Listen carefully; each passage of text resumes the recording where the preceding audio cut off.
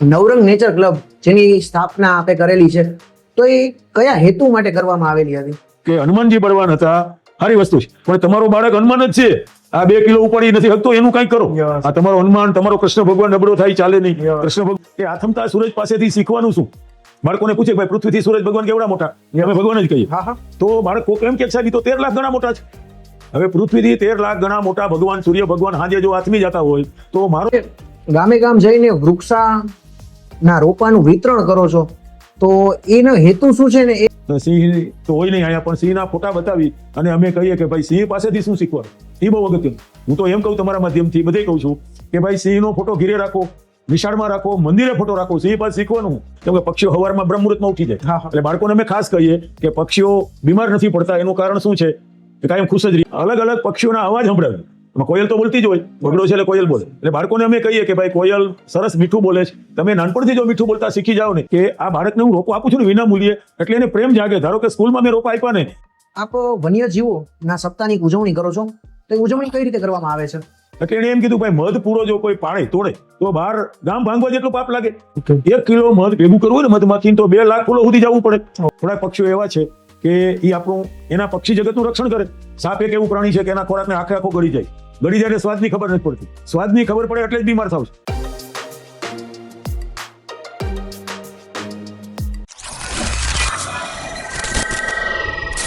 Hi everyone, my name is Maulik Majetia. This is my another podcast in my YouTube channel. My YouTube channel name is વાતો with Maulik. વાતો with Maulik માં વાતો સાંભળવા માટે તમારું સૌનું સ્વાગત કરું છું. આજે જે સાહેબ આપણી સાથે જોડાયેલ છે તે સાહેબ વન વિભાગના અધિકારી રહી ચૂક્યા છે અને એ સાહેબ નેચર સાથે જોડાયેલ છે. આપણે નેચર વિશે બધું જાણીએ છીએ પણ આપણે ફોલો નથી કરી શકતા. તો આજે આપણે નેચર વિશે જ બધી માહિતી મેળવવાની છે. તો કુદરતી વિજ્ઞાનના જ્ઞાની જે એવા બાલા સાહેબ, તો વેલકમ બાલા સાહેબ. નમસ્કાર. તો સાહેબ તમને પ્રથમ ક્વેશ્ચન ત્યાંથી જ કરું છું કે નવરંગ નેચર ક્લબ જેની સ્થાપના આપે કરેલી છે, તો એ કયા હેતુ માટે કરવામાં આવેલી હતી? એમાં એવું છે કે 2002માં હિંગોળગઢ અભયારણ્ય જે છે, જસદણ તાલુકો અને જિલ્લો રાજકોટ, ત્યાં અમારી બદલી છે. અને એ જગ્યા એવી છે કે આખા ભારતમાં પર્યાવરણ જાગૃતિનું કેન્દ્ર કહેવાય. ચોમાસામાં શિબિરો થાય, પથ્થરવાળો એરિયા એટલે કાદવ કીચડ થાય નહીં, એટલે ત્યાં શિબિરો થાય. અને ચોમાસામાં જ હું ત્યાં હાજર થયો. ઓકે. અને પછી શિબિરો શરૂ થઈ, એટલે શિબિર મારો શોખનો વિષય, એટલે જ મને ત્યાં નિમણૂક મળેલી. અને ભારતના પક્ષીઓ ઓળખું, પ્રાણી ઓળખું, આકાશ આખું ઓળખું, મને બહુ ગમે આ બધું. એટલે 3-4 દી પછી હું એક શિબિરમાં જોઈન્ટ થયો. મોટાભાગે અધિકારીઓ ન જતા હોય, કર્મચારીઓ જતા હોય, પણ મને એમ થયું કે હાલો હું જવા જ. એટલે હું એક શિબિરની સાથે ગયો. અને શિબિર કો એજ્યુકેશનની હતી. ગામડાની બેન્ચ હતી, એક બેન્ચમાં 50 વિદ્યાર્થીઓ હોય, થોડાક ભાઈ હોય, થોડાક બહેનો હોય, ક્યારેક ખાલી બહેનો હોય, ખાલી ભાઈ હોય, પણ આ કો એજ્યુકેશનની બેન્ચ હતી. થોડુંક આગળ ગયો એટલે મને યાદ આવ્યું કે દેશી બાવળની નીચે ઊભા રાખી અને આ છોકરાઓને પૂછ્યું આ કઈ વનસ્પતિ છે. ઓકે સાહેબ નવાઈ લાગે, કોઈને ખબર જ નહીં, ગપા જ માર્યા. કોઈ ગાંડો બાવળ કીધો, કોઈ ખીજડો કીધો, દેશી બાવળની ખબર જ નહોતી. ઓકે. મને બહુ ચિંતા થઈ. પછી મેં બાળકોને કીધું તેમ કોઈ દાંતણ કરો છો? તો કોઈ દાંતણ નથી કરતા. દાંતણ નહોતા કરતા એટલે નહોતી ખબર. એકાદ દી પૂરો થયો પછી બીજે દિવસે બીજી બેન્ચમાં હું ગયો. થોડાક પક્ષીઓના નામનું કીધું, થોડાક પક્ષીઓના તમે નામ બોલો. કાંઈ ખબર નહીં. મને સતત ચિંતા થવા માંડી કે ભાઈ વિદ્યાર્થીઓને, આ ગામડાના કે શહેરના બાળકોને સામાન્ય જ્ઞાનની ખબર નથી, તો બહુ ચિંતા. એટલે આમાં કંઈક કરવું જોઈએ. એટલે મને 4-5 દી પછી પાછો વિચાર આવ્યો કે એક આપણે નવો અખતરો કરીએ. ઓકે. એટલે એ શહેરની જ બેન્ચ હતી, ખાલી દીકરીઓ જ હતી. એટલે મેં એને ખાલી કાગળમાં 2 પ્રશ્નો પૂછ્યા અને અંદર એને જવાબ લખવાના હતા. ઓકે. કે 5 હિરોઈનના નામ આપો, 5 હીરોના નામ આપો. મોટા ભાગના એ જન્મ તારીખ સાથે માહિતી આપી. ઓકે. હિરોઈનને શું ખાવું ભાવે, ક્યાં ફરવું ગમે. પછી એનો કાગળ જે છોકરાનો એનું નામ પૂછીને પૂછ્યું તારી મમ્મીને શું ખાવું ભાવે, તો કે મને ખબર નથી. તમારા નજીકના પરિસર છે એની વિશે તમને માહિતી જ નથી, એ ચાલે નહીં. એટલે મને બહુ ચિંતા થઈ કે ભાઈ સરકારી રીતે આ શિબિરો ચાલે છે ને આમાં પૂરું ન થાય. એક આપણે કંઈક મંડળ ચલાવીએ. ઘણા બધા મિત્રોને વાતો કરી પછી મને એમ થયું કે એક મંડળ ચલાવી અને મુખ્ય કામ પ્રકૃતિ અનુભૂતિ શિબિરો.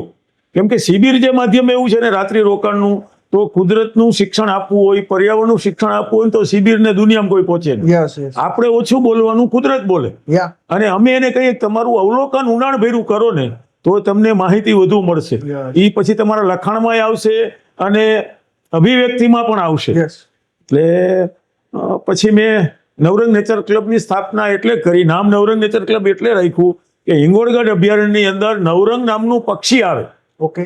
નવરંગ એટલે આમ નવ નથી, પણ એના નવ રંગ છે. અંગ્રેજીમાં એને ઇન્ડિયન પિટાકી. ઓકે. દક્ષિણ ભારતમાંથી આવે, ચોમાસામાં જ આવે. મેં તો બહુ અવલોકન કર્યું. પછી 20 મે થી 25 મે ની વચ્ચે જરૂર આવી જાય. ઓકે. અને કલરફુલ એના અવાજ હોય બહુ મસ્ત. અને હું ગયો ને એના પહેલા એને કોઈ ઓળખતું જ નહોતું ત્યાં. પીળી ચકલી ને કાળી ચકલી ને એમ કહેતા હતા. મેં કીધું કે આ તો નવરંગ છે. એટલે મારે મંડળની સ્થાપના કરી હતી, એટલે મેં કીધું નવરંગ જ નામ રાખું. એટલે નવરંગ નેચર ક્લબ કર્યું. અને મુખ્ય ઉદ્દેશ મેં એવો રાખ્યો હતો ત્યારે કે વધુમાં વધુ શિબિરો કરવી, પ્રકૃતિ અનુભૂતિ શિબિરો નવરંગ નેચર ક્લબના માધ્યમથી બિલકુલ ટોકન ફીમાં. ઓકે. કે બાળકો ઓછામાં ઓછી જરૂરિયાતથી કેમ જીવે ને એ પાયાનો પ્રશ્ન. સગવડતા અમે કાંઈ ન આપીએ. ઓઢવા પાથરવાનું, ખાવા પીવાનું બધું વિદ્યાર્થીને લાવવાનું, રાત્રિ રોકાણ.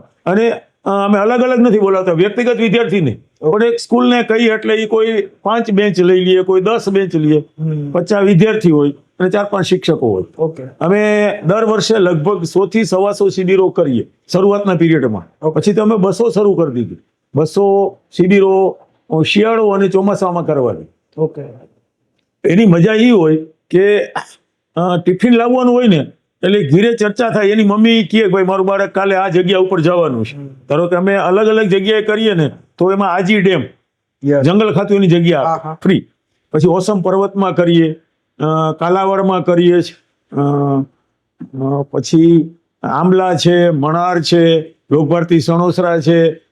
અલગ અલગ 5-6 જગ્યાએ અમે શિબિરો કરીએ જે ત્યાં રાત્રિ રોકાણની સગવડતા હોય. રાત્રિ રોકાણ બહુ જરૂરી છે શિબિરમાં. સવારથી સાંજ નો ચાલે, કેમ કે નિરાત હોય. હવે અમે આવે ને પછી એમાં ખાસ લખ્યું હોય ત્યારે કે ભાઈ તમે જંક ફૂડ તો લાવતા જ નહીં.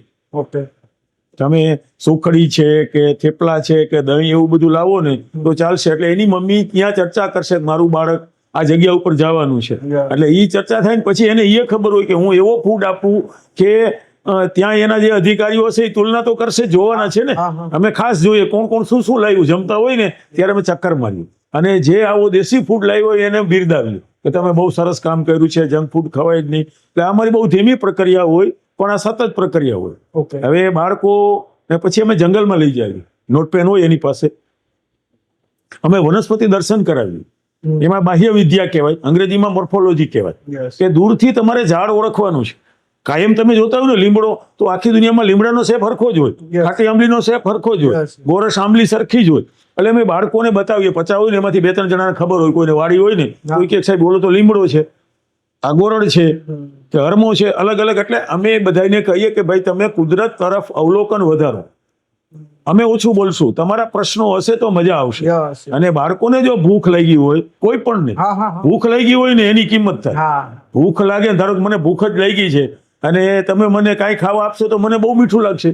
હું ધરાયેલો છું તો તમારી મીઠાઈ ગમે એવી સારી હશે તો નહીં લાગે. એટલે બાળકોને અમે પેલા ભૂખ લગાડીએ અને ઓછી જરૂરતથી લાવ્યા હોય ને એને અમે બિરદાવીએ. પ્રોગ્રામ હોય ને ત્યારે બિરદાવીએ. હવે એ પૂરું થયા પછી અમે આગળ ચાલીએ એટલે શિક્ષણ ચાલુ થઈ જાય. કેવું શિક્ષણ હોય કુદરતનું કે ઉબડ ખાબડ રસ્તામાં કેમ ચલાય એનું શિક્ષણ તમે વર્ગખંડમાં કોઈ દી ન આપી શકો. એને ફિલ્ડમાં લઈ જાઓ, એને છૂટા મૂકી દો. પછી એને અમે કહીએ ભાઈ જો કાંટા હશે ચારે બાજુ એમાંય કાળજી રાખવાની, ક્યાંય લપસો નહીં એની કાળજી રાખવાની, તમે પડો નહીં અને બીજાય ન પડે એની કાળજી રાખવાની. એટલે બાળક નાનપણથી કાળજી રાખતા શીખવું જાય. નાની નાની નોંધો કરાવીએ અને વનસ્પતિનો ઉપયોગ અને ઓળખ કરીએ. અને પણ શું કરીએ 5-10 વનસ્પતિ જ બતાવીએ. બહુ એને એટલું બધું દબાણ ન આપીએ કે એ આવ્યા ભેગું એને કંટાળો આવે. 5-6 વનસ્પતિ બતાવીએ અને એ રીતે ધીમે ધીમે આગળ જઈએ. પછી એક ઊંચો ટેકરો હોય જ્યાં અમારી શિબિર ત્યાં ક્યાંક તો ઊંચાઈ વાળો ભાગ જ હોય, ત્યાં અમે બાળકોને બેસાડીએ અને આથમતો સૂરજ હું અચૂક દેખાડું. તમારા માધ્યમથી હું દુનિયાના બધા લોકોને કહેવા માંગીશ કે આથમતા સૂરજ પાસેથી શીખવાનું શું. બાળકોને પૂછે ભાઈ પૃથ્વીથી સૂરજ ભગવાન કેવડા મોટા, અમે ભગવાન જ કહીએ. તો બાળક કોક એમ કે સાહેબ તો 13 લાખ ગણા મોટા છે. હવે પૃથ્વીથી 13 લાખ ગણા મોટા ભગવાન સૂર્ય ભગવાન હાજે જો આથમી જતા હોય તો મારો તમારો દીક આથમી જાય ને તો ફાટી નથી પડવાનો. દી આથમે શું થાય? અંધારું થાય. અંધારું થાય એટલે તમારે ચૂપચાપ થઈ જવાનું છે. તમારી શક્તિ તમે ભેગી કરો. અને શિયાળાની ગમે એવી રાત લાંબી હશે તો હવાર થવાનું. હવાર સુધી જો તમે ટકી રહ્યા તો પાછા દુનિયા તમને પૂછશે. એટલે બાળકોને નાનપણથી અમે આ કહીએ, ખાસ નડે કોને, ઘણા બધા અધિકારીઓના મગજમાં પાવર હોય ને, એ જોઈ ન નીકળે ને તો એ ગાંડો થઈ જાય, લોકો સાથે ભળે નહીં. એટલે અમે કહીએ ભાઈ તમે સ્વીકારી લ્યો કે ભાઈ દી તો આથમે જ ને, ઉઈગો તો આથમવાનો છે, ગમે એનો આથમવાનો છે. એટલે કુદરતમાં એક નિયમ છે, અમે ખાસ બાળકોને કહીએ કે કુદરતમાં કાંઈ સનાતન છે જ નહીં, પરિવર્તનશીલ છે. બીજું શું છે, એમાં બહુ સારું શીખવા જેવું છે કે કુદરત ધીમું ચાલે છે. ધારો કે ઠંડી ધીમે ધીમે ઓછી થાય, ગરમી ધીમે ધીમે વધતી આવે. એટલે એ બાળકોને અમે નાનપણથી કહીએ કે બહુ ઉતાવળ નહીં કરવાની. એટલે જ આપણે ત્યાં કહેવત છે કે ઉતાવળે આંબા કોઈ દી પાકે જ નહીં. ધીરજ રાખો, સમય આવશે ત્યારે બધું ધીરે ધીરે ગોઠવાઈ જવાનું છે. બાળકોને ખાસ શિયાળાની શિબિર હોય ને તો અમે દિવસે 9 વાગે 5-10 મિનિટ તડકે બેહાડી, પછી એને કહીએ કે અત્યારે શિયાળો છે, દિવસના 9 કે 10 વાગ્યા છે. જૂન મહિનામાં તમને તડકે બેસાડી શું સ્થિતિ થાય 10 વાગે? અરે તો સૂરજ ખાઈ જાય આપણે. કેમ? સમય બદલી ગયો. સૂરજ ઈની છે, જગ્યા ઈની છે, પણ સમય વિયો ગયો. એટલે તમે સમયને ઓળખતા શીખી જાઓ, સમયને તમે સ્વીકારતા શીખી જાઓ ને તો તમારું કામ બહુ સરળ થવાનું છે. પછી રાત્રે અમે એને લગભગ 1/2 કિલોમીટર અંધારામાં ચલાવીએ. જંગલની અંદર જે રસ્તો હોય આમ તો, પણ બેટરી વિના ચલાવીએ. 5-5ના ગ્રુપમાં. પેલા અમે અંજવાડેથી અંધારે આવીએ ને 5 મિનિટ બધાને ઉભા રાખીને આંખો બંધ કરાવી દઈએ. આંખો બંધ થોડીક વાર કરે ને પછી આંખો કામ સરસ કરવા માંડે, પછી એને સરસ દેખાય. અમે એને કહીએ ભાઈ માણસ સિવાય કોઈ પાસે લાઇટની સગવડતા જ નથી, છતાંય જીવે છે પૃથ્વી ઉપર. અત્યારે તો 1000 લાખ જાતના જીવ છે. માણસ પાસે કેવડી મોટી સગવડતા છે. એટલે રાત્રે અમે એને ખાસ કહીએ કે બાળકને બહાદુર કરવાનો હોય તો વર્ગખંડની આપણે વાતો કરીએ ત્યાં બહાદુર ન થાય. અંધારામાં લઈ જાઓ, થોડીક તકલીફ પડે, થોડીક બીક લાગે, પણ ધીમે ધીમે ટેવાતો જાય. અને ત્યાં અમે નરી આંખે આકાશ દર્શન કરીએ, ગ્રહો તારાઓ બધું બતાવીએ અને એને કહીએ કે જો આ નિયમિત ચાલે છે, એના લયમાં ચાલે છે, એની સ્પીડમાં ચાલે છે. જો એનો લય તૂટી જાય ને તો ખેદાન મેદાન થઈ જાય. ધારો કે ગ્રહો ઉપગ્રહો સૂર્યની આજુબાજુ જ ફરે અને એ એના પૂરી ઝડપે જે હોય એ ઝડપ રાખે છે અને રૂટમાં પરિવર્તન નથી કરતા. એટલે ખાસ એને કહે ભાઈ તમે વિદ્યાર્થી છો તો તમારો વિદ્યાર્થીનો રૂટ છે, હું નોકરી કરું છું તો મારો નોકરીનો રૂટ છે, તો એ રૂટને તમે પકડી રાખો. એટલે બાળકોને નાનપણથી ખબર પડે કે આપણે જે ક્ષેત્રમાં હોય ત્યાં નીતિ નિયમથી કામ કરીએ ને એ સાચો રૂટ છે. અને બાળકોને કહીએ અને પછી ખાસ અમે એ કહીએ કે તમે સવારથી સાંજ અને રાતથી સવાર સુધી કુદરતના અવલોકન કરો ને તો એમાં ક્યારેય ડુપ્લિકેશન આવશે જ નહીં. સવારે ઉગતો સૂરજ તમે ફોટો પાડો, બીજા દિવસે પાછો ફોટો પાડો ને તો એમાં પરિવર્તન છે. રાત્રે ભગવાને આ બધું એટલે કર્યું છે, આટલી વનસ્પતિઓ, આટલા પક્ષીઓ, આટલા પ્રાણીઓ, કે માણસને ખુશ રાખવા હાટું ભગવાને કર્યું છે. કેમ કે આખા બ્રહ્માંડમાં સૂર્ય સેન્ટરમાં છે, પૃથ્વી ઉપર માણસ સેન્ટરમાં છે. એને સેન્ટરમાં ભગવાને રાખી અને બધી રચના કરી છે. કેમ કે માણસ, ભાઈ કે બેન કોઈ પણ, એ ભગવાનનો સીધી લીટીનો વારસદાર છે, પૃથ્વી ઉપરનો મિની ભગવાન છે. ભગવાન કોઈ નબળા ચાલે નહીં. એટલે બાળકોને અમે કહીએ કે તમે આ વગડામાં ચાલો ને અર્થે તમે ખડતલ થવાના છો. ખૂબ ઓક્સિજન મળશે અને તડકો તમને મળશે. સૂર્યપ્રકાશ અત્યારે બહુ ઓછો મળે છે. હમણાં એક સર્વે નીકળ્યો છે કે ભારતની અંદર આટલા સૂર્ય ભગવાનનો પ્રકાશ મળે છે છતાં 80% લોકોને વિટામિન ડી ની ખામી છે. આપણે હલબલી જવા જોઈએ. આપણે ત્યાં એમ કહેવાય કે જે એસી માં રહીએ ક્યારેય સૂર્યપ્રકાશ પાસે ન જાય સુખી ગણીએ. હું તો કહું એને દુઃખી કહેવાય. તમે સૂર્ય અને ધરતી સાથેના જે સંપર્કો હોય ને તો માનવીય મૂલ્યો આપણામાં મેળે મેળે વિકસે. ભગવાનનું એક બહુ મોટી તાકાત છે. આપણે થોડા થોડા દૂર જઈએ. એટલે બાળકોને હું ખાસ શિબિર દ્વારા એ કહી, પછી ત્યાં સાંસ્કૃતિક કાર્યક્રમ કરાવી, અંધારું હોય એટલે સ્ટેજની જે બીક છે ને એ બાળકને નીકળી જાય. અને સામાન્ય ખાસ થોડા ગીતો, લોકગીતો, એને જે કાંઈ બાલ ગીતો આવડતા હોય ને એ રજૂ કરે. કેમ કે ભલે તમને એક લીટી જ આવડે પણ એનામાં થોડોક આત્મવિશ્વાસ વધે કે મારામાં કાંઈક જે શક્તિ પડી છે એ બહાર કાઢવાની કોશિશ. અને મનોવિજ્ઞાન એમ કહે કે દરેક બાળકમાં વિશાળ શક્તિઓ પડેલી છે, એને બહાર કાઢવાની જવાબદારી સમાજની છે, વાલીઓની છે, અલગ અલગ સંસ્થાઓની છે. એટલે અમે બાળકોમાં જે શક્તિ હોય ને એને બહાર લાવવાની કોશિશ કરીએ, બિરદાવીએ. ભાઈ તું બહુ સરસ ગીત ગાયું, બહુ સારા શબ્દો, એને મોજ આવી જાય. 50 વિદ્યાર્થી હાજરીમાં તાલીઓ પાડે એટલે મોજ આવી જાય. પછી એને સુઈ જવાનું હોય અને સવારે લગભગ અમે બ્રહ્મ મુહૂર્તમાં ઉઠાડીએ. પછી એની જે કઈ ક્રિયાઓ કરી લઈએ, પછી અમે પક્ષી દર્શનમાં જઈએ. સવારનો કાર્યક્રમ પક્ષી દર્શન હોય, કેમ કે પક્ષીઓ સવારમાં બ્રહ્મ મુહૂર્તમાં ઉઠી જાય. હા હા એટલે બાળકોને અમે ખાસ કહીએ કે પક્ષીઓ બીમાર નથી પડતા એનું કારણ શું છે કે કાયમ ખુશ જ રહીએ છે. હા તો વહેલા સૂઈ જાય છે, વહેલા ઉઠે છે. એટલે બ્રહ્મ મુહૂર્તની અંદર ઉઠવાનું બાળકોને નાનપણથી શીખડાવીએ. પછી અલગ અલગ પક્ષીઓના અવાજ સંભળાવીએ. એમાં કોયલ તો બોલતી જ હોય, બગડો છે એટલે કોયલ બોલે. એટલે બાળકોને અમે કહીએ કે ભાઈ કોયલ સરસ મીઠું બોલે છે, તમે નાનપણથી જો મીઠું બોલતા શીખી જાઓ ને તો તમારું કામ સરળ થવાનું છે.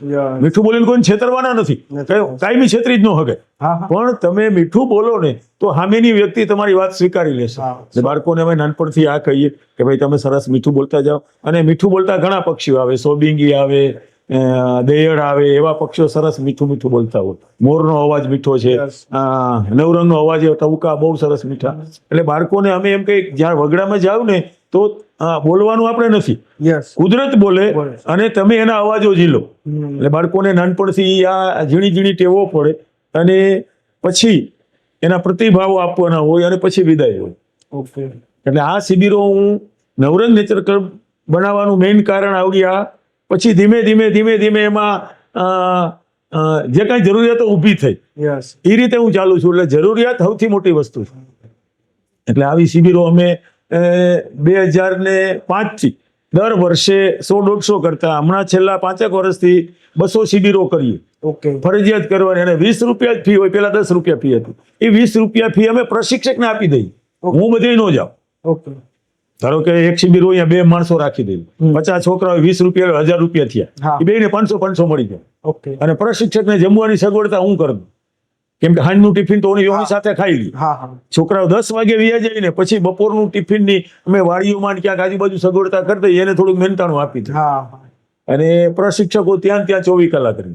ઓકે સાહેબ, આપ જે આ શિબિર ચલાવો છો એમાં આપણે કીધું કે વિદ્યાર્થીઓને લઈ જાઓ છો, તો આ વિદ્યાર્થીની એજ કઈ રીતે રાખેલી છે કે આ વિદ્યાર્થી છે એના ઉપરના જ સ્ટુડન્ટ છે એને લઈ જવામાં આવે છે?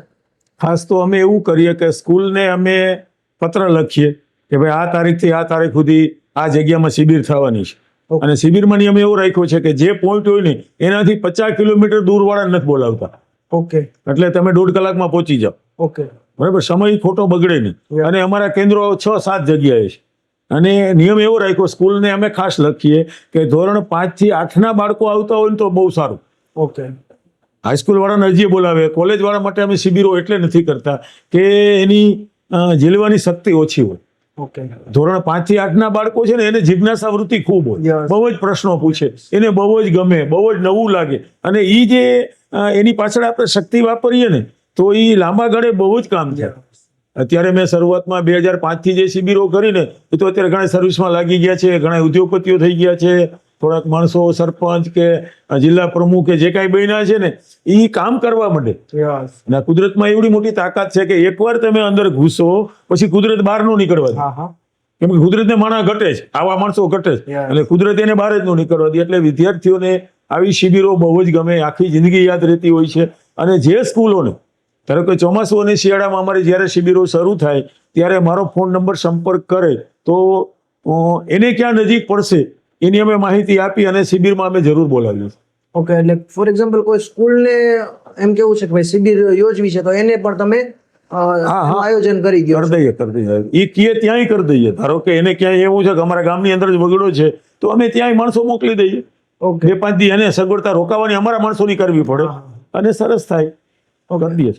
આપ ખેડૂત હાટ એવો એક પ્રોગ્રામનું આયોજન કરો છો જે રાજકોટમાં મેં જોયેલું છે, બાલભવનમાં આપ કરો છો, તો એનો હેતુ શું છે એ કરવાનો અને એનાથી ખેડૂતોને શું ફાયદો થાય છે? ખાસ તો એવું છે કે 2010માં અમે ખેડૂત હાટની શરૂઆત કરી ફૂલછાપમાં. ઓકે ફૂલછાપમાં ખેડૂત હાટ ત્યારે નહોતું, પણ ફીંડલા સરબત હિંગોળગઢ જંગલની આજુબાજુના લોકો જે આતલોથોર કહેવાય, એના ફ્રૂટને ફીંડલા સરબત કહેવાય, અને હેમોગ્લોબિનનો ખજાનો એ અમે શરૂ કર્યું ફૂલછાપની પ્રેસની અંદર. અને ત્યારે એના તંત્રી હતા કૌશિકભાઈ મહેતા. એકાદ વર્ષ ચાલ્યું ને બહુ સરસ વેચાણ થાય, બધા છાપાએ ખૂબ સહયોગ આપ્યો. સાહેબ કે તમે આટલું કરો તો હવે કાંઈક આની અંદર થોડોક ઉમેરો કરો, ખેડૂત હાટ કાંઈક કરો. એટલે એને મને વિચાર આપ્યો, મને બહુ જ ગમ્યું. તો શાકભાજી, ખેડૂતો જે શાકભાજી વાવતા હોય ને એનું અમે શરૂ કર્યું, પછી અનાજનું શરૂ કર્યું, અને શરૂ કરવાનું કારણ કે ખેડૂતને વેચતા આવડે. ખેડૂત ઉત્પાદન કરી શકે છે યસ રાતની જાગે, પણ એને વેચાણ કરતા નથી આવડતું, એની માર્કેટિંગની ખબર નથી પડતી. એટલે અમે આ શરૂ કર્યું ને એટલે ધીમે ધીમે શું થયું કે ધારો કે 5 ખેડૂત શરૂઆતમાં આવતા હતા, એમાં એકની વસ્તુ સારી વેચાય, 4ની ઓછી વેચાય. હા. એટલે એ અંદરો અંદર વિચારે કે આવું કેમ થાય છે, માલ તો બધા પાસે લગભગ સરખો જ છે. તો એમ થાય કે એને મીઠી ભાષા આવડે છે અને આ વસ્તુ બહુ જ સારી છે, ના તો આમ તૈયાર થઈ છે, એને માર્કેટિંગ કરતા આવડવા માંડે ને એટલે એ ધીરે ધીરે શીખવા માંડે. યસ એની પાસે પૈસા આવ્યા ને એટલે નાવા ધોવાનું પ્રમાણ સુધરી ગયું, ભાષા સુધરી ગઈ, સંપર્કોમાં સુધારો થયો યસ અને શિક્ષણનું મહત્વ સમજ્યા, પૈસા કેમ કમાવા એની થોડી થોડી ભૂખ જાગવા માંડી. ધીરે ધીરે અમે સંખ્યા વધારી. 1 વર્ષની અંદર 60 થી 70 ખેડૂતો આવવા માંડ્યા. ઓકે કેમ કે ભાવ એને વધુ મળે.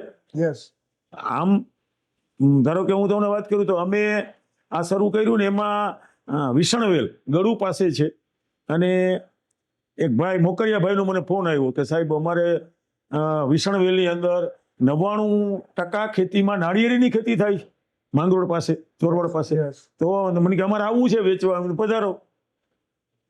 એને અમે લાવ્યા. હવે ધારો કે એ જે લીલા ત્રોફા છે બજારમાં 40 થી 45 ના વેચાતા હતા, ત્યારે એને 20 નું ચાલુ કર્યું, 20 રૂપિયામાં 2000 નંગ વેચાતા. ઓકે હવે એનું કારણ શું થયું, જ્યાં ગળુમાં વેચવા જાય ને તો એને 12 રૂપિયા મળતા હતા. હા હા 2 રૂપિયા ભાડું ગણો હા તો 12 ના 14 થયા અને 20 એટલે 6 રૂપિયા વધુ મળ્યા, યસ એટલે મૂલ્યવૃદ્ધિ થયું. હવે ખેડૂતોને એ ફાયદો થયો, એની સામે ગ્રાહકને શું ફાયદો થયો કે 40 નો જે ત્રોફો પીવો પડતો તે 20 માં મળ્યો, એટલે વટલી કડી નાબૂદ થઈ ગઈ. એટલે મારી હિંમત ધીમે ધીમે વધી અને અમે આ ખેડૂત હાટ એટલે જ શરૂ કરીએ કે એક તો એને વેચતા આવડી જાય. રવિવારે જ અમારી ખેડૂત હાટો હોય બધી જગ્યાએ, પછી અમે સોમવારે એમ ચાલુ કરી દીધી. પણ એનાથી ફાયદો એ જ થયો કે 2010માં શરૂ કરેલી અત્યારે 2026 ચાલે, યસ 15 વર્ષનો ગાળો થયો. હવે અમે એને કહીએ કે ભાઈ તમે રવિવારે વેચો, એના પછીના દિવસે શું કરવું, સોમથી શનિ ખાલી છે, હા. તો તમારા ગામની બાજુમાંથી જ્યાં હાઈવે પસાર થતો હોય, સિંગલ પટ્ટી રોડ પસાર થતો હોય, ત્યાં ઝાડવા નીચે બેસીને વેચવા માંડો. અત્યારની સંસ્કૃતિ છે રોડ ઉપરની, હા હા ગમે એ માણસ રોડ ઉપર તો નીકળવાનો જ છે. યસ અને તમારી વસ્તુ સારી હશે, ક્વોલિટી વાળી હશે તો લોકો ઉભા રહેવાના અને મીંડા વેચાણ કરવા. અત્યારે તમે જુઓ ને તો આખા સૌરાષ્ટ્રમાં વધુમાં વધુ માણસો જે વેચાણ રોડ ઉપર એ અમારા નવરંગ નેચર ક્લબના માધ્યમથી જ વેચાણ થાય છે. ઓકે એટલે એને બધું પછી તો આવડવા માંડે. Yes. અને પૈસા આવ્યા ને એટલે એને એકાદી ભેંસ વધુ લીધી, એકાદી ગાય વધુ લીધી, બીજાની ખેતી ભાડે રાખવા માંડ્યા, ઓકે કોઈની અડધા ભાગે રાખવા માંડ્યા અને એને કમાવાની ભૂખ ઉઘડી. ઘણા બધા દેણા હતા. અમે જે શરૂ કર્યું ને ત્યારે હિંગોળગઢ જંગલની બાજુમાં મુંદાળા જસ કહેવાય, એના ખેડૂતો આ હાથ આઠ આવતા હતા શરૂઆત. સાહેબ એ બધા ઝૂંપડામાં રહેતા હતા. અત્યારે આ 15 વર્ષ પછી સ્લેબ વાળા પાકા મકાનમાં રહીએ છે. છોકરાઓએ કોલેજો કરી લીધી, કોઈને નોકરી મળી ગઈ અને બહુ પરિવર્તન આવી ગયું. અત્યારે અમારી ખેડૂત હાટમાં આ 80 ખેડૂતો છે, એમાંથી 15 ખેડૂતો 4 વ્હીલ લઈ અને વેચાણ કરવા આવે છે. ઓકે આપણે જે મૂલ્યવર્ધિત કહીએ ને એને આ ફાયદો છે. યસ યસ એટલે ખેડૂત હાટો પછી અમે અલગ અલગ શહેરમાં શરૂ કરી દીધું. યસ મોરબીમાં કરીએ, વાંકાનેર છે, જામનગર, પોરબંદર છે, કાલે જ પોરબંદરમાં છે, બુધવારે એનો છે અને 20 જગ્યાએ નિયમિત ભરીએ. પણ અમે કરીએ એવું કે ભાઈ ખેડૂત હાટની અંદર સ્થાનિક ખેડૂતો, ઓકે ખેડૂત હાટમાં બીજું આકર્ષણ એ રાખ્યું છે કે અમે ફૂલ છોડ રાહત દરે વેચાણ કરાવીએ. યસ 5-6 નર્સરી વાળા આવે. ઓકે કેમ કે એની નર્સરી સિટીથી દૂર છે. ધારો કે રાજકોટની વાત કરું તો એની નર્સરી 20 કિલોમીટર દૂર છે, ઓકે ત્યાં કોઈ લેવા નહીં જાય. હા હા એટલે જથ્થાબંધ જે ભાવે વેચે એ ભાવે અહીં વેચવા આવે. યસ અને ત્યાં એની નર્સરી ઉપર ધારો કે કોઈની હોય, આખા મહિનાનું સેલ થાય ને એટલું સેલ અહીં એક દિવસમાં થાય, હા હા એટલે સસ્તા રોપા પડે. હવે અમારે ગુલાબના રોપા 30 માં અપાય છે. રાજકોટની અંદર અત્યારે 4-5 નર્સરી વાળા 2010 થી વેચે છે અને અઠવાડિયે એટલે દર રવિવારે લગભગ 3000 રોપાનું સેલ થાય. ઓકે એટલે આ જે બગીચાને ઉત્તેજન જે કહીએ ને આપણે, ગાર્ડન ને કિચન ગાર્ડન કહીએ, તો ઘરની આજુબાજુ ફૂલ છોડ વાવે ને એટલે એમાં પ્રક્રિયા શરૂ થાય યસ કે તમે ગુલાબ વાવ્યું એટલે ઘરમાં ચર્ચા થાય તો હવે તો ભાઈ ચંપો ઘટે છે, રાતરાણી ઘટે છે, ક્રોટોનના રોપા ઘટે છે ને, એ ઘરમાં ને ઘરમાં ચર્ચા થાય યસ અને એની ઘીરે જે કોઈ આવે ને એના ઉપર બહુ સારો પ્રભાવ પડે. હા હા અને અમે વાર્તાલાપો કરીએ ને ત્યારે બાળકોને ખાસ કહીએ સ્કૂલોમાં કે એક તમે ફૂલ છોડ વાવો ને, એ મોટા ઝાડની નાની આવૃત્તિ છે, મિની. મોટું ઝાડ ઓક્સિજન વધુ આપશે તો આ થોડુંક તો આપશે, યસ એ કાર્બન ડાયોક્સાઇડનું શોષણ વધુ કરશે તો આ થોડું તો કરશે. Yes. અને સુશોભન થવાનું છે.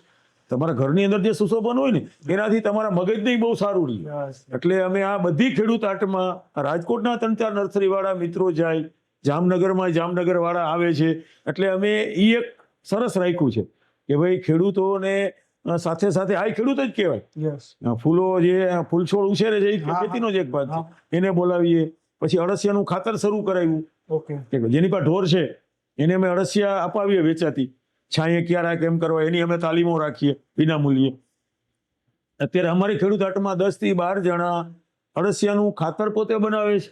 હવે ધારો કે તમે ખાતર વેચાતી લેવા જાઓ ને છાણિયું ખાતર, તો ટ્રેક્ટરના મોઢે લેવાનું છે યસ અને વેચવાનું છે કિલોના મોઢે, એટલે બહુ મૂલ્ય વૃદ્ધિ થાય હા હા અને એને સરસ મજાનું રોજગારી મળવા માંડે. yes. અને બીજો ફાયદો શું થાય કે ધારો કે પહેલા અળસિયાનું ખાતર પ્રાઇવેટ નર્સરી વાળા 50 કિલો વેચતા હતા, અત્યારે 20 કિલો વેચાય છે, તો ઓલાને ફાયદો જ છે. યસ યસ એટલે અમે અળસિયાનું ખાતર કર્યું છે. પછી તો ખેડૂત આર્ટની અંદર દેશી ઓસડિયા વાળા લોકોને બોલાવીએ, ઊભા કરેલા કે ખાંડેલા દેશી ઓસડિયા. અમારે 3-4 જણા દેશી ઓસડિયા વેચીને ગુજરાન ચલાવે છે. ઓકે એક નવાઈ લાગી, એક બેન તો ગળોના ડાળખા પેલા 10 ના વેચતા, 5 કે 10 ડાળખા હોય એ જંગલમાંથી લઈ આવે, વાડી વગડામાં હોય, તો ગળોનો ઉપયોગ કરતા શીખી ગયા કે ભાઈ ગળોને તમે ચાવીને એનો રસ પી જાઓ, ગળોને ઉકાળીને તમે એનું પાણી પીઓ. આ કોરોનામાં તો બહુ એમ કહેતા કે એનો બહુ મોટો ફાયદો છે. એટલે આવી ઝીણી ઝીણી વસ્તુઓ.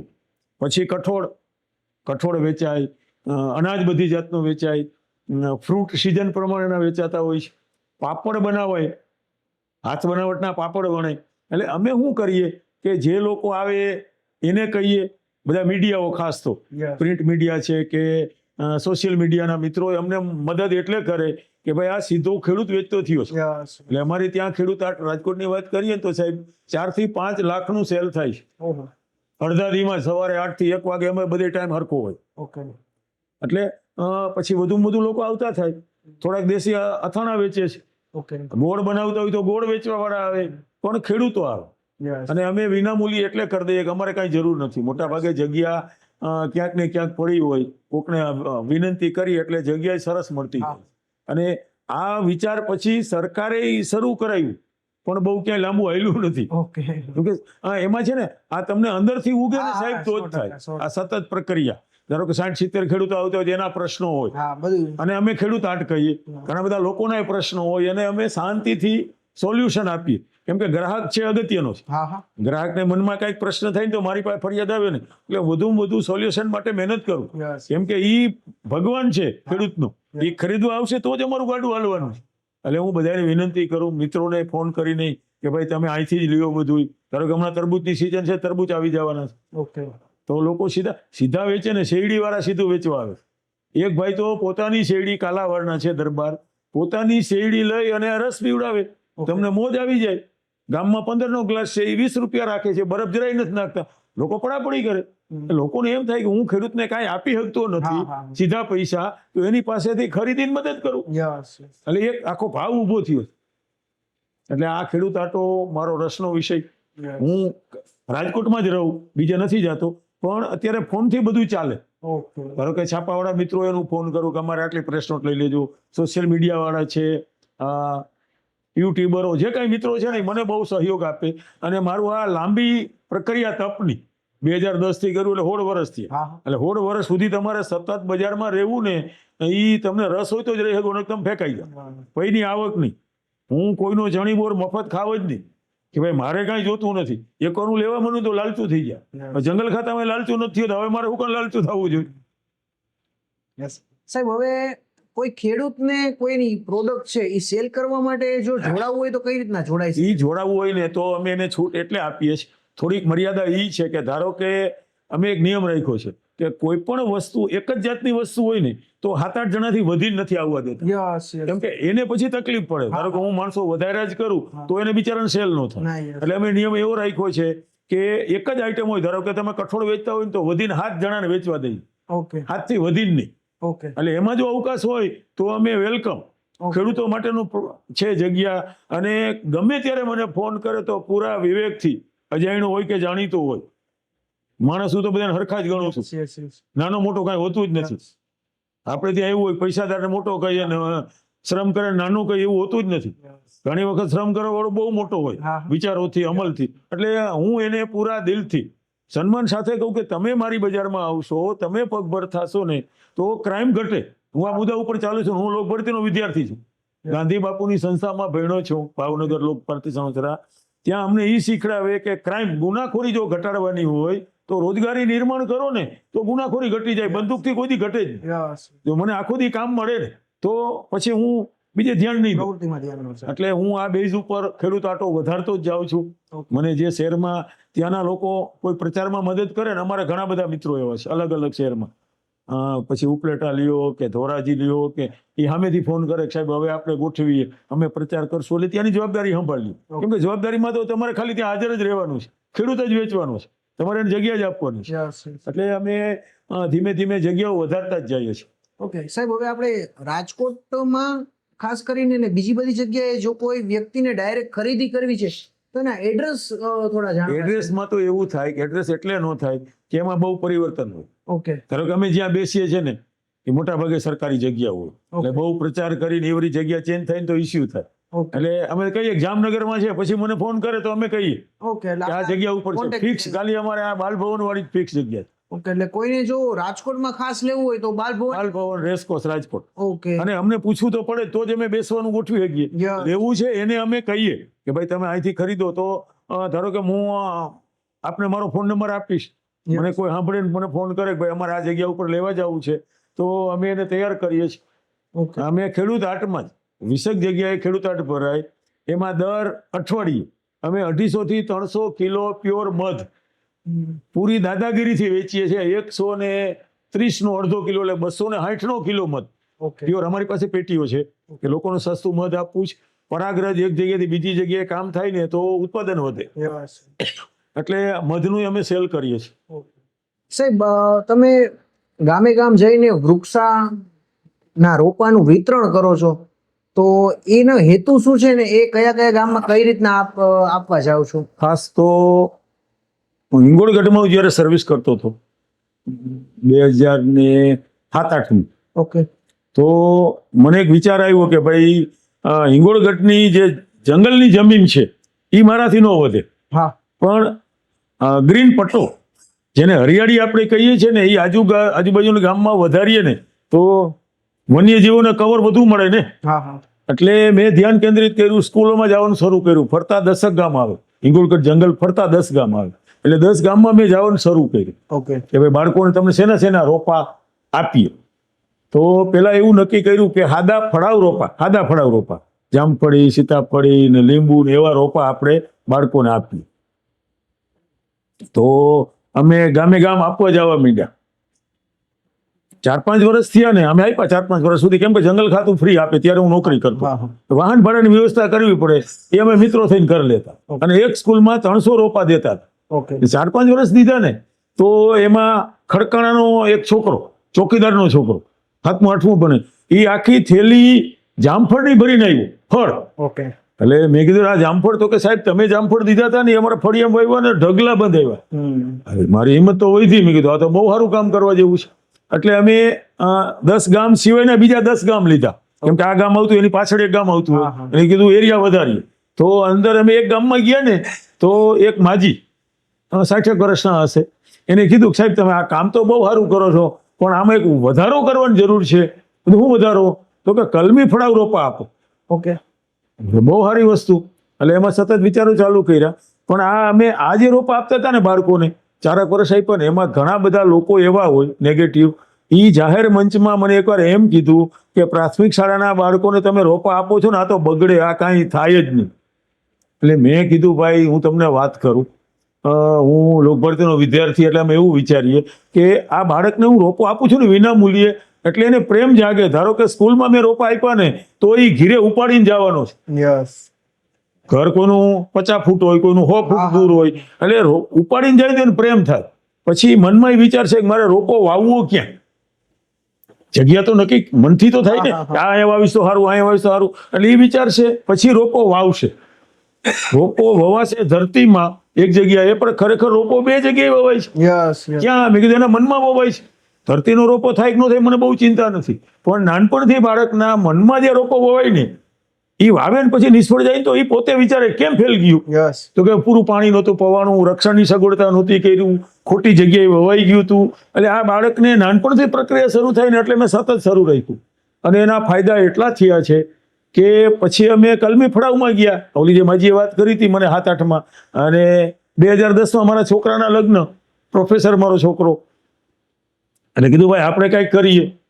તો એની હગાઈ જ્યારે કરીને ત્યારે મારું ગામ ફળસર છે, આમરણ 24નું કહેવાય, મોરબી તાલુકો જિલ્લો. ત્યાં હું કલમી ફળાવ રોપામાં ચીકુના રોપા 300 લઈ આવ્યો. ઓકે. હગાઈમાં કાંઈ ખર્ચો ન કર્યો. એટલે એ 300 મેં ખાલી ચીકુના જ રોપા મારા ગામની અંદર મેં આપ્યા.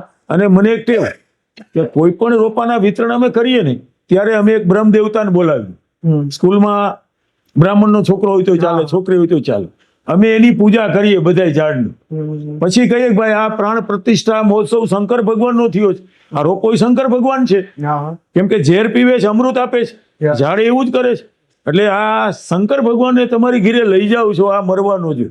એટલે મેં મારા છોકરાના લગ્નમાં એ વિધિ કરીને આપ્યું ને તો બહુ સરસ કામ થયું. સગાઈ ચાલી એની 2 વર્ષ, એ ભણતો બેંગ્લોર ત્યારે.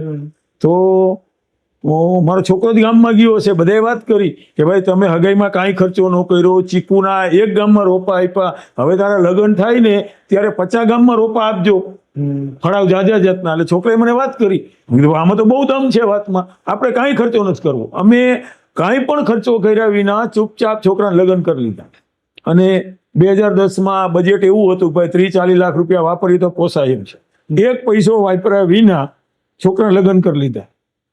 કોઈ મુહૂર્ત નહીં, કંકોત્રી નહીં, કાંઈ નહીં. એ પરણાવીને છોકરાને ઘીરે આવતા. ગીરમાં આકોલવાડી એના લગ્ન થયા છે. તો પછી એમ થયું કે ભાઈ 30-40 લાખ રૂપિયા ફંડ પડ્યું જ છે તો લોકોને સસ્તા દરે રોપા લઈએ. એટલે અમે જામફળ, ચીકુ, સીતાફળ, આંબા એવા બધા કલમી ફળાવ રોપા લઈ અને પડતર ભાવ, એમાં વાહન ભાડું હું ભોગવું, અને ગામે ગામ અમે શરૂ કર્યું. અમે ગામમાં એવું કરીએ કે 1000 રોપા ભરીને જાય. મોટા ભાગે તાલુકા મથક હોય કા મોટું ગામ, એટલે મોટા ગામની ફરતા 4-5 ગામ હોય ને ત્યાં અમે સોશિયલ મીડિયાથી પ્રચાર કર્યો. કોઈ શિક્ષક હોય એને કહીએ ભાઈ તમે બધે સંદેશો પહોંચાડી દો, અને ત્યાં રોપાનું વિતરણ થાય. હવે ખેડૂતને 2 રોપા લેવા છે ને કઈ દૂર લેવા નહીં જાય, પણ એના ગામમાં એને સસ્તા સારી ક્વોલિટીના રોપા મળે ને તો લોકો ખૂબ વાવતા હોય છે. અને ધીમે ધીમે એટલું બધું શરૂ થયું, અમે વર્ષે 1.5 લાખ રોપા થાય. ઓકે. અને 15 વર્ષથી ચાલે છે. એટલે અત્યારે લગભગ 15 થી 20 લાખ રોપા અમે લઈએ. ટાર્ગેટ થોડો, પણ એમાં છે ને ભાગીદારી થાય. કાંઈક અમારું મંડળ ભોગવે, થોડોક દાતા આપે અને થોડોક ખેડૂત આપે. કેમ કે ખેડૂતને 100માં રોપો મળે છે, બજારમાં એના 250 હશે, અને સારી ગુણવત્તા વાળો. અને પછી તો અમારી ધીરે ધીરે શાખ વધીને તો જે નર્સરી વાળા અમને પૂછે કે આટલા રોપાને તમારે શું કરવાનું, તો અમે તો લોકોને સસ્તા આપીએ. તો કે હું તમને 10 રૂપિયા ઓછા કરી દઉં છું. હવે ને સારી જગ્યામાં દાન તો આપવું જ છે, પણ એને પ્રોપર ખબર પડે પછી આપે. એટલે અહીંયા અમને થોડુંક સસ્તું મળે. પછી અહીંયા રાજકોટમાં જેને જેને જગ્યા હોય અમને ફ્રી આપે કે ભાઈ તમે રોપા સાચવવા તો ખરા ને, એટલે એ જગ્યા ફ્રી આપે. પછી માણસ પાણી પાવા માટે એમાં રાખીએ, પણ સરસ ચાલે છે. અને સાહેબ ફાયદો એવો થયો કે અમે 2010થી આ ફળાવ રોપવાનું શરૂ કર્યું ને, ખાસ તો આંબાનું મોટા પાયે. તો પેલા આંબા બધા એમ કહેતા કે આંબો અહીંયા થતો નથી, એટલે મેં અભ્યાસ કર્યો કે ભાઈ આંબાની માવજત કેમ કરવી. આ કૃષિ વાળાને ખબર હોય, જંગલ ખાતાને ખબર ન હોય, કેમ કે ફળાવ રોપવાનો વિભાગ એની પાસે. એટલે હું એના અધિકારીઓને મળ્યો જુનાગઢ જઈને, તો એણે મને એમ કીધું કે સાહેબ આંબો તો રાજા ઝાડ છે, એની માવજત બહુ કરવાની. પેલું ધ્યાન એ રાખવાનું કે આંબાને કાળી ચીકણી જમીન ઓછી ગમે. જો કાળી ચીકણી જમીન હોય તો એમાં તમે રેતી ભેળવો 10-15%, 10-15% છાણિયું ખાતર ભેળવો. 1 વર્ષ જૂનું હોવું જોઈએ, એને ગળતિયું ખાતર કહેવાય. તાજું છાણું ને એમાં મૂંડો થાય, મૂંડો આંબાનો દુશ્મન. એટલે અમે લોકોને આંબાને માવજત કેમ આપીને શીખડાવ્યું કે ભાઈ તમે વાવો ત્યાં રેતી ભેળવો, છાણિયું ખાતર ભેળવો, અને દર 3 મહિને ગોટકામ કરો. એટલે આંબો જ્યાં વાવ્યો છે ને એના ફરતા મીટરમાં ખોદીને મૂકી દો. એટલે એને મને એમ કીધું નિષ્ણાતે કે આંબાના મૂળને હવાની અવર જવર મળવી જોઈએ, પેક ન થવું જોઈએ. રાજા ઝાડ છે, હું વાળું. એટલે દર 3 મહિને ગોટકામ કરવા માંડ્યા. પેલો ઉનાળો આવે તો પશ્ચિમ દિશામાંથી જે લૂ આવતી હોય ને ત્યાં અમે એને કહીએ ભાઈ કંતાન બાંધી દો. આંબો ત્યારે નાનો જ હોય 4-5 ફૂટનો, એટલે 2 લાકડી ખોડી અને કંતાન આડું તમે રાખી દો ને તો સીધી ગરમ હવા નો આવે. બીજે વર્ષે એ કઠોળ થઈ જવાનું. તો સરસ માવજત ચાલુ થવા માંડી. સાહેબ તમને ખુશી થાય કે 7-8 હજાર રોપા એક ખેડૂએ વાવ્યા. હું બાબરા ગયેલો, મગનભાઈ રૂપારેલિયા કરીને, એને મેં પૂછ્યું તો કે સાહેબ મેં 7,000 આંબા 2 વર્ષ પહેલા વાવ્યા. કેમ? તો કે 6-7 વર્ષ પહેલા મેં આંબા લીધેલા, અમારી પાસે લીધેલા. આંબાનું રિઝલ્ટ બહુ સારું આવ્યું. સુખી આર્થિક સંપન્ન માણસ, તો એને 7,000 આંબા વાવ્યા. 2 વર્ષના છે અત્યારે. હું હમણાં ગયો તો થોડાક વખત પહેલા, તો મને પૂછ્યું, બહુ હોશિયાર માણસ, મને તો ખબર હતી કે ભાઈ આટલા આંબા વાવવાથી ફાયદો શું થાય. તો મને કે સાહેબ ફાયદો થાય, મારા ખેતરમાં ગમે એટલો વરસાદ થાય, ત્યારે 17 ઇંચ વરસાદ થયેલો એ એરિયા ગયા વર્ષે, તો મને કે મારા ખેતરમાંથી એક ટીપું પાણીનું બહાર નથી ગયું. કેમ નથી ગયું? તો કે ઈ મેં 7,000 આંબા વાવ્યા છે ને, 7,000 પાઇપ છે ધરતીમાં પાણી ઉતારવા માટે. એટલે વોટર કન્ઝર્વેશનની જે વાત છે એ ખેડૂતને ખબર હતી. મને બહુ ગમ્યું કે આંબો શું કરે, કોઈ પણ ઝાડ શું કરે, એના મૂળ વાટે ધરતીમાં પાણી ઉતારવાનું કામ કરે. એટલે જ ભારત સરકારે એમ કીધું છે કુલ જમીનના 33% વિસ્તારમાં વૃક્ષો હોવા જોઈએ. ગુજરાતમાં 10% છે. હવે 10%માં વધારો કરવો હોય તો શું કરવું પડે? તો 90% વિસ્તારમાં લોકો રહે છે, તો 90% જો તમે કવર કરો, 10% તો જંગલ ખાતું સાચવ છે એની જવાબદારી, પણ 90%માં લોકો જે છે ત્યાં ખેડૂત અને વિદ્યાર્થીઓને અમે મળીએ, બેને જ અવકાશ છે. બીજા તો બધી વાતો કરે, 5 ઝાડવા વાવે ને 5 મીંડા મારે. આ સોશિયલ મીડિયામાં બહુ ચિંતા છે. એટલે અમે નાનપણથી બાળકોને શીખડાવીએ કે તમે જેટલું વાવ્યો એટલું જ કયો. અને સરસ થવા માંડ્યું છે. કાલાવાડમાં એક ભાઈએ 8,000 વાવ્યા છે. એક તાલુકામાં 1 લાખ રોપા દર વર્ષે વાવે છે. આ 15 વર્ષની પ્રક્રિયામાં તમને કહું તો 3-4 વર્ષ પછી રાણાવાવ, પોરબંદર, ભાણવડ, જામજોધપુર, કાલાવાડ અને ધ્રોલ, આ 4-5 તાલુકામાં કેરીની હરરાજી હું તમને દેખાડીશ એટલા આંબા વાવવાના. એટલે આ લોક ભાગીદારી છે ને, બહુ મોટી વસ્તુ છે. અને ઘણા એમ કહે કે ભાઈ તમે આંબા વાવ્યા એટલે અનાજનું ઉત્પાદન ઘટ્યું. અરે પણ તો આંબા કેરી ખવાવાની તો છે ને, અને પર્યાવરણને ફાયદો થવાનો છે. એટલે જે વરસાદમાં વધારો આ બધો થતો હોય ને, હું તો એમ માનું છું કે રોડ ઉપર આંબા વેચવાનું લોકો કોઈ શીખાય તો અમારામાંથી શીખાય. 15 વર્ષ પહેલા ક્યાંય આંબો વેચાતો જ નહોતો રોડ ઉપર. અત્યારે પુષ્કળ લોકો વેચે છે. નર્સરી વાળા ફરવા માંડ્યા છે, વાહન લઈ લે ગામે ગામ. એવું જ અમે નાળિયેરીનું વાહે પડ્યા, માંગરોળથી નાળિયેર લાવીએ, ખેડૂત ઉછેરો એની પાસે લઈ, એટલે સસ્તી પડે. નર્સરી વાળા પાસે ન લઈ. ખેડૂત શું કરતો હોય, ઉછેરી નર્સરી વાળાને દઈએ, પછી આપણે સુધી આવે. એટલે અમે સીધા સંપર્કો કરવા માંડ્યા. ચીકુ અમે દહાણુથી લાવીએ રોપા. મુંબઈ પાસે બહુ મોટું સેન્ટર છે આનું ઉછેરનું. એટલે અલગ અલગ એરિયામાંથી રોપા લાવીએ. જામફળના કલમી રોપા લાવીએ, લીંબુના કલમી રોપા લાવીએ. અને સહેલાઈથી ઝડપથી રોપા મળે ને તો જ ચાલે. હવે કોઈ 7-8 વર્ષ રાહ જોવે નહીં, કેમ કે સમય પરિવર્તન છે. એટલે અમે 2-3 વર્ષે ફળ આવવા માંડે, ઘરની કેરી થઈ ને તેને બહુ મજા આવે. અમને ફોટા મોકલે કે સાહેબ હવે તો ઘરની કેરી સરસ થઈ ગઈ. એટલે એકવાર તમે કેરી વાવો પછી એમાં એ પ્રક્રિયા થાય. શું ઘટે? તો કે જામફળ ઘટે છે, હજી મોસંબી ઘટે છે, હાલો દ્રાક્ષ વાવીએ. એટલે એવા રોપા અમે માર્કેટમાંથી ગોતી લાવીએ, સસ્તા. અને બહુ જ સરસ કામ ચાલે છે. સાહેબ તમે સ્કૂલોમાં જઈ અને શેરી રમત પણ રમાડો છો, એનું પણ આયોજન કરો છો, તો એના વિશે થોડું જણાવો. ખાસ તો 2016માં હું નિવૃત્ત થયો, શિયાળાની શરૂઆતમાં જ. અને હગાવાલા ઘણા કહેતા કે સાહેબ ઘીરે ચા પીવા આવો. એટલે અમે 2 નક્કી કર્યું, હું મારા ઘરના 2 રાજકોટમાં જ, અમારા હગાની ઘીરે અમે ચા પીવા ગયા. તો અમારા થોડાક હગાઈ થાય નજીકના, એનું 5 વર્ષનું બાળક મોબાઈલ જ જોતું હતું. મેં યારે બહુ વાતો કરવાનો પ્રયત્ન કર્યો, ભાઈ તારું નામ શું, મમ્મીનું નામ શું, તમારું જૂનું ગામ કયું, તું કેટલામું ભણસ. એને મારી સામું જોયું જ નહીં કે જવા જ દે, તારામાં મને રસ જ નથી. એટલે એની મમ્મીને બહુ તકલીફ પડવા માંડી, ઊંડું પૂછવા માંડ્યું. મને કે સાહેબ અમારો છોકરો આખો દી મોબાઈલમાં રહે છે. એટલે મેં કીધું બેન તમારા પાડોશી બહુ સારા કહેવાય, મોબાઈલ આપ્યો. તો કે મેં આપ્યો. કેમ આપ્યો? તો મને કે મારું બાળક બહુ ચંચળ છે એટલે મેં આપ્યું. મેં કીધું બેન ભગવાન બાળક ચંચળ જ આપે, ચંચળ છે એટલે તમારે ભગવાનનો પાર માનવો જોઈએ, આભાર માનવો જોઈએ. અને આ ચંચળતા તમારે વધારવાની છે. આ તમે ઘટાડો છો, બહુ ખોટું કરો તમે. અને મને ઘીરે ગયો પછી આમ જણજણાટી થઈ કે હારું હું નિવૃત્ત છું, આનું કરવું શું? પણ મને યાદ આવ્યું કે અમે શિબિરો કરીએ ને એમાં 1 કલાક બાળકોને અમે શેરી રમતો રમાડ્યું. ઓકે. હું ખૂબ રમ્યો છું. તો મને એમ થયું કે હારું શેરી રમતો હવે મારે શરૂ જ કરવી પડશે. નિવૃત્ત છું, મારો સમય પસાર થાય, અને હું ખાસ તમારા માધ્યમથી લોકોને કહું કે આ બધી હું પ્રવૃત્તિ કરું ને, હું કાંઈ સેવા બેવા કરતો નથી. મારી જરૂરિયાત છે, આ પ્રવૃત્તિ મારો ખોરાક છે, મારે સમય ક્યાં કાઢવું? એટલે મારી સાથે જોડાઈને એનો હું આભાર માનું. એને હું ના પાડું કે તમારો આભાર માનતા નહીં. મારે જીવવું છે તો મારે કમાવું તો હવે કાંઈ છે જ નહીં. એટલે મારી નિવૃત્તિનો સમય મને ગમતું કામ હું કરું છું. એટલે મને કોઈ દી કંટાળો નથી આવતો. હું 12 કલાક કામ કરું તો મને થાક ન લાગે, કારણ આ અંદરથી આવે. ટાઢીઓ તાવ કેમ મને અંદરથી આવે, એમાં ટાઢ તમને અંદરથી આવે, ખંજવાળ અંદરથી આવે. એટલે હું બાળકોને મેં કીધું હવે મારે શેરી રમતો શરૂ કરવી છે. એટલે મેં જુદી જુદી જાતની રમતો શરૂ કરી, અને કરી એટલે કે બાળકને આપણે ભગવાન કહીએ. 12 વર્ષની ઉંમર વાળા હોય ને, પ્રાથમિક શાળા વાળા, એ બધા ભગવાન કહેવાય. એનામાં શેતાનપણું નથી. સીધું સાદું સરળ જીવન, ગમે એને કહી દઈએ હાવ ભગવાનનો અવતાર. હવે ભગવાન જો નબળા થાય તો ચાલે નહીં. અત્યારે બાળકોમાં મોબાઈલમાંથી બહાર જતા જ નથી. એટલે મેં કીધું કે આને મારે એવી શેરી રમતો રમાડવી છે. રમવું તો એનો કુદરતી સ્વભાવ છે બાળકોનો, દેશી રમતો રમે. એટલે દેશી રમતોની યાદી ઘણી બધી કરી, કોઈને અલગ અલગ એરિયામાં પૂછી.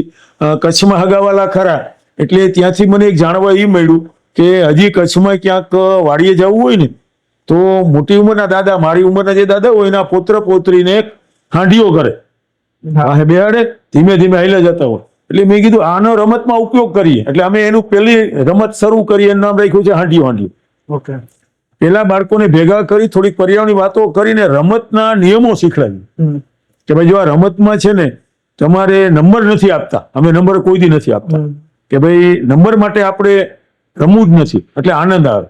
બીજું શું કરવાનું તો કે રમતમાં નીતિ રાખવાની. આપણે નાનપણથી કહીએ, બાળકોને શીખવાડે કે નીતિ જ ધર્મ. બાળકોને કહીએ કે ભાઈ તમારે આગળ થવું છે, જીતવું છે, તો અનીતિથી નથી જીતવું, તમારી શક્તિથી જીતો. અને બીજું અમે બાળકોને ખાસ કહીએ કે જેનામાં જે ગુણ છે ને એને તમે સ્વીકારો. ધારો કે તમે દોડી શકો છો, આ બાળક કૂદી શકે છે, છલાંગ મારી શકે છે, એકને બહુ સારું ગાતા આવડે છે, તો એને તમે એની શક્તિને સ્વીકારો, તોય તમને સ્વીકારશે. એટલે નાનપણથી બાળકોને અમે આ ખાસ શીખડાવીએ કે ભાઈ જેનામાં જે ખાસિયત છે ને પૂરા દિલથી બિરદાવો, એમ કાંઈ તમે નાના નથી થઈ જતા. અને બધામાં કાંઈ હોય જ નહીં. તો બાળકો હોંશે હોંશે રમે. દેશી રમતની મજા એ છે કે થોડી જગ્યામાં રમાય, એને દેશી રમતો કહેવાય, પ્રાચીન રમતો કહેવાય, શેરી રમતો કહેવાય. એટલે થોડી જગ્યામાં રમાય, પેલો ફાયદો એ. બીજો શું તો કે થોડા સમય માટે રમાય, એમાં કોઈ મર્યાદા નથી. થોડી સંખ્યાથી રમાય, એકલાય તમે રમો, ભમરડો ફેરવવો હોય તો એ રમાય, પાંચીકે રમવું હોય તો એ રમાય, નિશાન લેવું હોય તો એકલા એકલા લેવાય, અને થોડા સાધનોથી રમાય છે. હવે આવી રમત છે ભારતની નબળાઈ કહેવાય. દુનિયાને આપણી આ રમતો આપવાની આ રમતમાં તાકાત છે, પણ આપણે એક જ રમતને પકડી લઈએ એ ચાલે નહીં. એટલે અમે આ દેશી રમતો શરૂ કરી દીધી, બાળકોને ખૂબ પ્રોત્સાહન આપીએ. અને અમે શરૂ કર્યું ને અત્યારે અમે કરીએ છીએ, એટલે સ્થાનિક લોકોને, શિક્ષકોને, આગેવાનોને બોલાવીને હું કહું, આગલે દિવસે ફોન કરીને ભાઈ વિદ્યાર્થીઓને તમારે નાસ્તો સ્થાનિક ફ્રૂટનો સિઝન પ્રમાણે આપવાનો છે. મોટા ભાગે શિયાળામાં રમત મજા આવે, ઠંડક હોય, તો શિયાળામાં ખોરાક ખૂબ મળે ફળના રૂપમાં.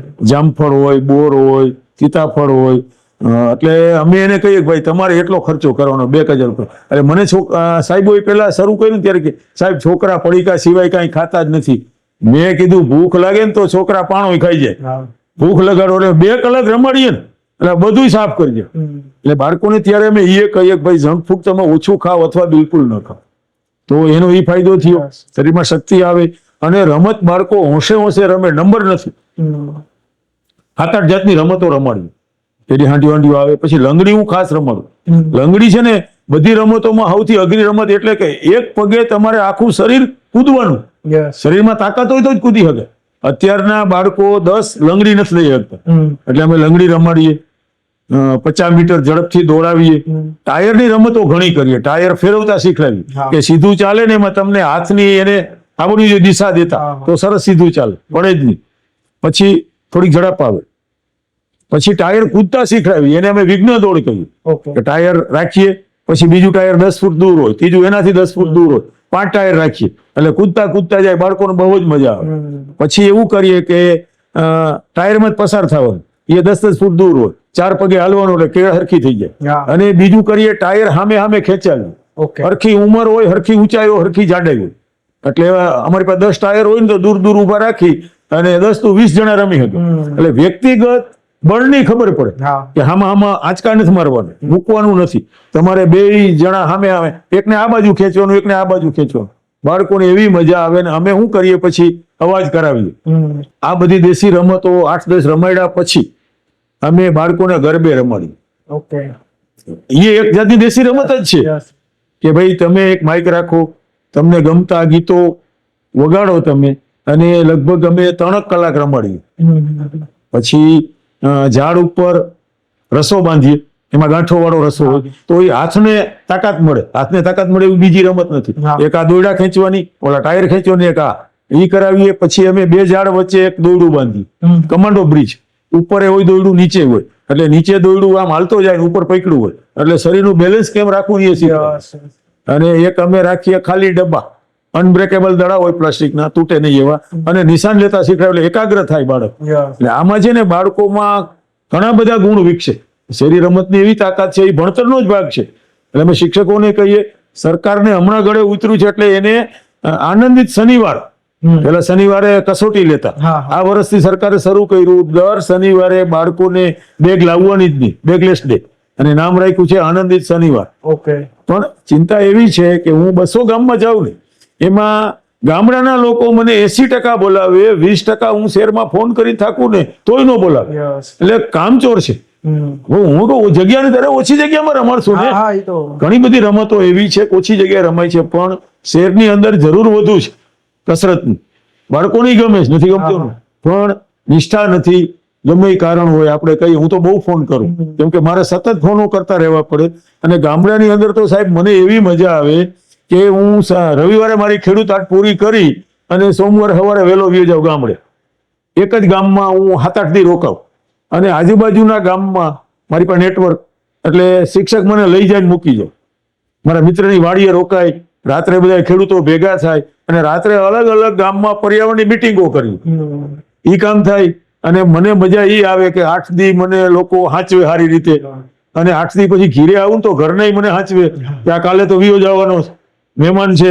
એટલે આ મને બહુ મજા આવે. અને નિવૃત્તિનો સમય શેરી રમતો રમાડે ને ફાયદો એ છે કે 2016 થી શરૂ કર્યું, 10 વર્ષ થશે.